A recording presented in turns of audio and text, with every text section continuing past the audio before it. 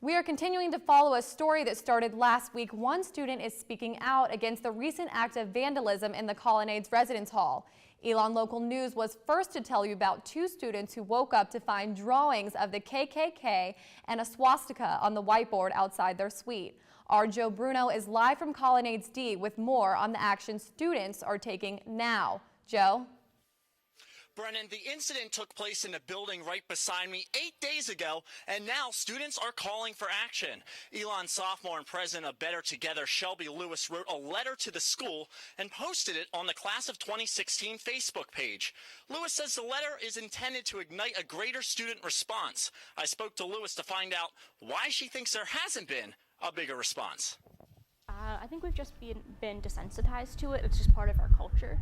And I mean, a lot of people make like racist jokes or ethnic jokes and they're like, huh, that's funny. But in actuality, it still hurts. And those symbols are still very present today. And if you want to read the full letter, you can check that out on our website, elonlocalnews.com.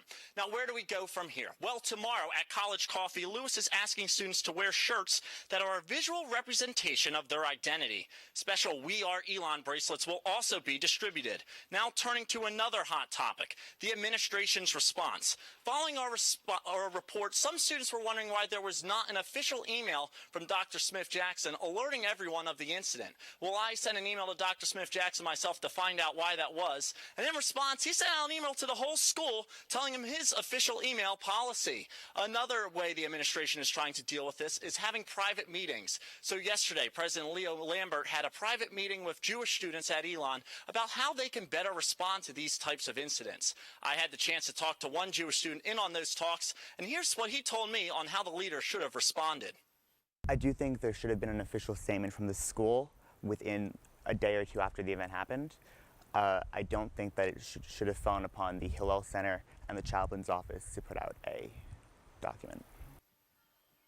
And President Lambert is expected to have a similar conversation with students in the Multicultural Center. Now, I also had the chance to speak to a diversity advocate here at Elon today, and I asked her, with all these recent incidents, what is it like to have a diverse background on campus? We come here with the expectation that we will, if not, I don't want to say at least be accepted, but even if not accepted, respected.